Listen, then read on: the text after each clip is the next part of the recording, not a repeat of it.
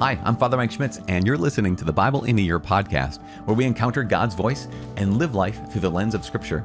The Bible in a Year podcast is brought to you by Ascension. Using the Great Adventure Bible timeline, we'll read all the way from Genesis to Revelation, discovering how the story of salvation unfolds and how we fit into that story today. This is day 5. So let's get started. We are reading today from Genesis chapter 10 and chapter 11, the last chapters in the early world period, as well as reading Psalm 2. The translation that I always use in these podcasts is the Revised Standard Version, the Catholic edition. I'm using the Great Adventure Bible from Ascension. Speaking of, if you want to follow along with this reading plan, you can download your Catholic Bible in a Year reading plan by visiting ascensionpress.com/Bible in a Year. And you can also subscribe in your podcast app. And lastly, you can also sign up for our email list and get updates and notifications by texting Catholic Bible, all one word, Catholic Bible, to 33777. Once again, we are reading today Genesis chapter 10 and chapter 11 and Psalm 2. Let's get started. Genesis 10 and 11.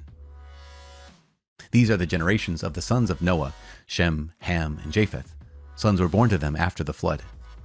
The sons of Japheth, Gomer, Magog, Madai, Javan, Tubal, Meshech, and Tiras. The sons of Gomer, Ashkenaz, Riphath, and Togarmah. The sons of Javan, Elisha, Tarshish, Kittim, and Dodanim. From these, the coastland peoples spread. These are the sons of Japheth in their lands, each with his own language, by their families in their nations. The sons of Ham, Cush, Egypt, Put, and Canaan. The sons of Cush, Seba, Havilah, Sabta, Rama, and Sabteka. The sons of Rama, Sheba, and Dedan. Cush became the father of Nimrod. He was the first on earth to be a mighty man. He was a mighty hunter before the Lord. Therefore it is said, like Nimrod, a mighty hunter before the Lord. The beginning of his kingdom was Babel, Erech, and Akkad, all of them in the land of Shinar. From that land he went into Assyria and built Nineveh. There he had both Ir, Kela, and Rezin between Nineveh and Kela, that is the great city. Egypt became the father of Ludim, Anamim, Lehabim, Naphtuhim, Pashusim, Kasluhim, whence came the Philistines, and Caphtorim. Canaan became the father of Sidon, his firstborn, and Heth, and the Jebusites, the Amorites, the Girgashites, the Hivites, the Arkites, the Sinites, the Arvadites, the Zemarites, and the Hamathites. Afterward, the families of the Canaanites spread abroad, and the territory of the Canaanites extended from Sidon in the direction of Gerar as far as Gaza, and in the direction of Sodom, Gomorrah, Admah, and Zeboim, as far as Lasha. These are the sons of Ham, by their families, their languages, their lands, and their nations. To Shem also, the father of all the children of Eber, the elder brother of Japheth, children were born. The sons of Shem, Elam, Ashur, Arpachshad, Lud, and Aram. The sons of Aram, Uz, Hul, Gether, and Mash. Arpachshad became the father of Shelah, and Shelah became the father of Eber. To Eber were born 2 sons. The name of the one was Peleg, for in his days the earth was divided, and his brother's name was Joktan. Joktan became the father of Almodad, Sheleph, Hazamarpheth, Jerah, Hadoram, Uzal, Dikla, Obal, Ibama El, Sheba, Ophir, Havilah, and Jobab. All these were the sons of Joktan. The territory in which they lived extended from Misha in the direction of Sephar to the hill country of the east. These are the sons of Shem, by their families, their languages, their lands, and their nations. These are the families of the sons of Noah according to their genealogies, in their nations, and from these the nations spread abroad on the earth after the flood. Now the whole earth had one language and few words. And as men migrated from the east, they found a plain in the land of Shinar and settled there. And they said to one another, "Come, let us make bricks and burn them thoroughly." And they had brick for stone and bitumen for mortar. Then they said, "Come, let us build ourselves a city and a tower with its top in the heavens, and let us make a name for ourselves, lest we be scattered abroad upon the face of the whole earth." And the Lord came down to see the city and the tower which the sons of men had built. And the Lord said, "Behold, they are one people, and they have all one language. And this is only the beginning of what they will do, and nothing that they propose to do now will be impossible for them. Come, let us go down and there confuse their language, that they may not understand one another's speech.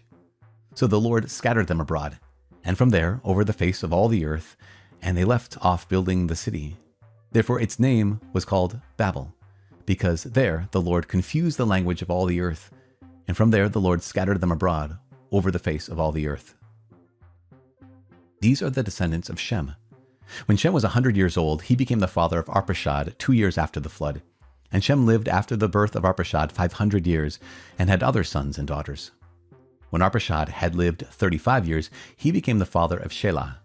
And Arpachshad lived after the birth of Shelah 403 years, and had other sons and daughters. When Shelah had lived 30 years, he became the father of Eber. And Shelah lived after the birth of Eber 403 years, and had other sons and daughters. When Eber had lived 34 years, he became the father of Peleg. And Eber lived after the birth of Peleg 430 years, and had other sons and daughters. When Peleg had lived 30 years, he became the father of Reu.